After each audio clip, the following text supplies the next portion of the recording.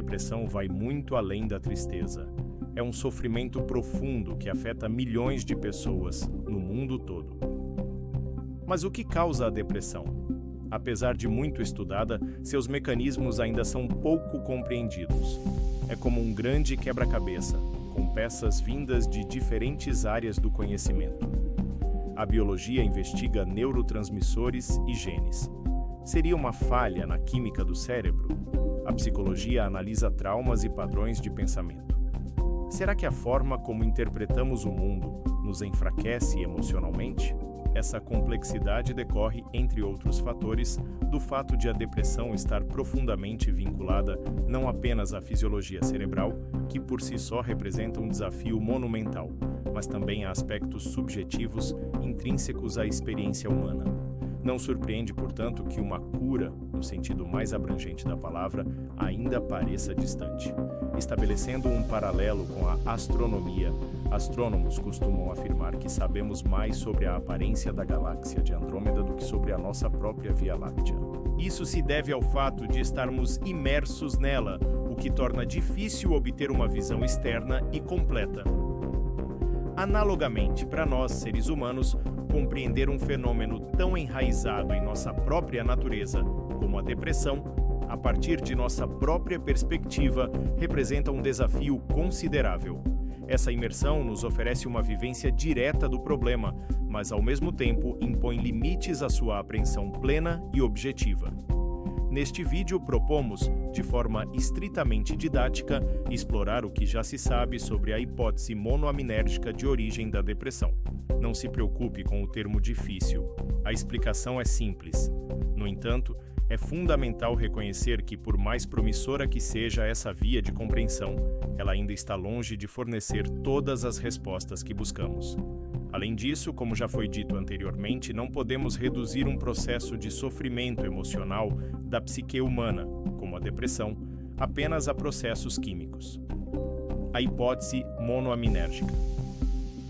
Essa hipótese destaca-se historicamente como uma das formulações mais influentes no campo da psiquiatria biológica. Proposta inicialmente na década de 1960, ela postula que a depressão pode estar relacionada a um desequilíbrio na disponibilidade de certos neurotransmissores monoaminérgicos, substâncias químicas essenciais à comunicação entre os neurônios que regulam, entre outras funções, o humor, o comportamento e o estado de vigília. Os neurotransmissores abordados por essa teoria pertencem ao grupo das aminas biogênicas, compostos nitrogenados, derivados de aminoácidos que exercem papel central na regulação de processos fisiológicos e comportamentais. Entre eles, destacam-se três: serotonina, noradrenalina ou norepinefrina, dopamina. Essas monoaminas são responsáveis por modular funções tão fundamentais quanto o sono, o apetite, a atenção, a motivação e a sensação de recompensa. Serotonina. Frequentemente apelidada de neurotransmissor do bem-estar, a serotonina está envolvida na regulação do humor, do sono, do apetite, da impulsividade e de funções cognitivas. É importante esclarecer, contudo, que níveis adequados de serotonina não implicam que, quanto mais, melhor. O excesso desse neurotransmissor pode ser tão prejudicial quanto sua deficiência. Um exemplo disso é a síndrome serotoninérgica, uma condição potencialmente grave, caracterizada por agitação, sudorese, tremores, hipertensão, hipertermia e, em casos extremos, pode até levar à morte. Esse estado pode ser induzido por excesso de medicamentos antidepressivos, inclusive. Situação semelhante pode ocorrer com a dopamina, cujo excesso está relacionado a estados psicóticos ou a síndrome dopaminérgica, marcada por inquietação, comportamento compulsivo, distúrbios motores e, em certos contextos, delírios. Noradrenalina, NE, também conhecida como norepinefrina, essa substância está associada à atenção, ao estado de alerta, à energia física e à capacidade de reagir ao estresse. Atua como um dos principais mediadores da resposta de luta ou fuga do organismo. A disfunção nos níveis de noradrenalina pode se manifestar como cansaço crônico, falta de motivação e dificuldades cognitivas. elementos frequentemente presentes em quadros depressivos com predominância de apatia e lentidão psicomotora. Dopamina, DA, elemento-chave no chamado sistema de recompensa. A dopamina está implicada em funções como prazer, motivação, aprendizado, movimento voluntário e regulação do humor. A redução de sua atividade tem sido associada à anedonia, incapacidade de sentir prazer, bem como a perda de interesse, a procrastinação e a diminuição da iniciativa. A premissa central da hipótese monoaminérgica é a seguinte: a deficiência ou disfunção funcional desses neurotransmissores nas sinapses cerebrais, os espaços onde ocorre a comunicação entre os neurônios, pode estar na origem dos sintomas depressivos. Evidências históricas e farmacológicas.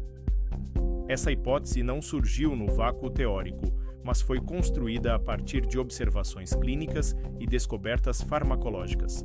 Desde os anos 1950, dois marcos se destacam nesse contexto: Reserpina, um fármaco utilizado para o tratamento da hipertensão, mas que inadvertidamente provocava sintomas depressivos em alguns pacientes. Posteriormente, descobriu-se que a reserpina esgotava os estoques de monoaminas nas vesículas pré-sinápticas, impedindo sua liberação. Essa associação direta entre baixa de neurotransmissores e surgimento da depressão foi considerada uma das primeiras evidências empíricas a favor da hipótese. Antidepressivos tricíclicos, ATCs, e inibidores da monoamina oxidase, IMAOs. Essas classes de medicamentos revolucionaram o tratamento da depressão. Os ATCs, como a imipramina, inibem a recaptação das monoaminas citadas, o que aumenta sua concentração. Já os IMAOs, como a iproniazida, bloqueiam a enzima responsável pela degradação das monoaminas, elevando seus níveis cerebrais.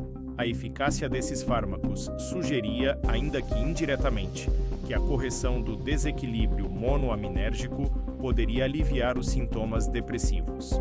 Relação entre neurotransmissores e sintomas depressivos. A partir dessa ideia, os cientistas começaram a observar que diferentes problemas nessas substâncias, chamadas monoaminas, poderiam estar ligados a diferentes formas de a depressão se manifestar. Serotonina, humor deprimido, distúrbios do sono e do apetite, irritabilidade, ansiedade generalizada, pensamentos obsessivos. Noradrenalina, fadiga intensa, letargia, falta de concentração, sentimento de desesperança. Dopamina, anedonia, falta de motivação, apatia, dificuldade de iniciar ou manter ações. Limitações da hipótese monoaminérgica. É imprescindível destacar que a depressão raramente se apresenta como resultado da disfunção de um único neurotransmissor. Ao contrário, trata-se de um quadro multifacetado, cuja origem provavelmente envolve a interação complexa e desregulada entre múltiplos sistemas neuroquímicos e circuitos cerebrais interconectados. Apesar de suas limitações teóricas e críticas contemporâneas, é inegável que a hipótese monoaminérgica representou um marco essencial para a evolução da psiquiatria moderna.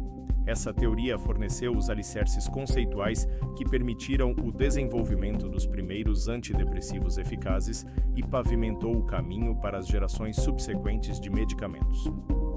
Avanços e desafios atuais. Com o desenvolvimento de novos fármacos, como os inibidores seletivos da recaptação de serotonina. Por exemplo, fluoxetina, sertralina e escitalopram, e outros que agem em mais de uma monoamina, como venlafaxina e duloxetina, houve uma melhora significativa na qualidade de vida dos pacientes.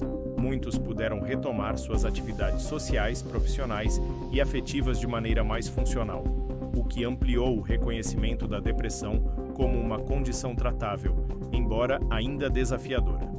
Contudo, mesmo com os ganhos clínicos, a hipótese monoaminérgica começou a mostrar limitações frente ao avanço das neurociências. Precisamos ir além. Estudos demonstraram que a simples redução de monoaminas em indivíduos saudáveis não induz por si só sintomas depressivos, o que indica que a deficiência desses neurotransmissores, embora relevante, não é suficiente para explicar o surgimento da depressão. Além disso, há uma dissociação temporal entre o aumento imediato dos níveis de monoaminas promovido pelos antidepressivos e o aparecimento tardio de seus efeitos clínicos, que geralmente levam de 2 a 4 semanas.